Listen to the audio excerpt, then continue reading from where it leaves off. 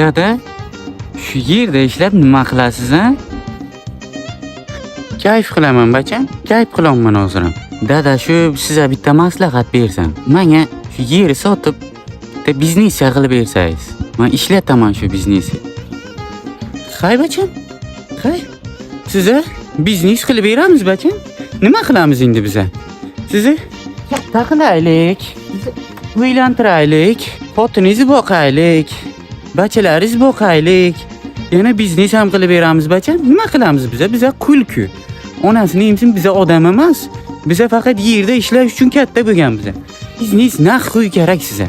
Mana biznes, dadangiz ishlatibsiz, onangiz ishlatibsiz. Sizga pul qo'yku bilan. O'tirasiz ana shunday. O'tiring bacham. O'tiring, qaymi bacham? Yoshingiz 25 ga kirdi bacham. Qo'lingizdan olib pul ham ish kelmaydi. Yana biznes qilaman siz. Dada, sizga yordam beraymi? Nima yordam berasiz bacham menga? Kredit olib sizga mashina olib bersam. Kredit kim to'laydi? Endi kredit men to'lay olmayman, siz to'laysiz-da. Ana u qonun chiqdi bilsangiz bacham. Xotin ursa qanchadir shtraf qildi ekan. Shuni eshitdingizmi? Ha, eshitdim. Shu o'g'lini ursa shtraf to'lamaydimi bacham? Yo'q. Sen onang.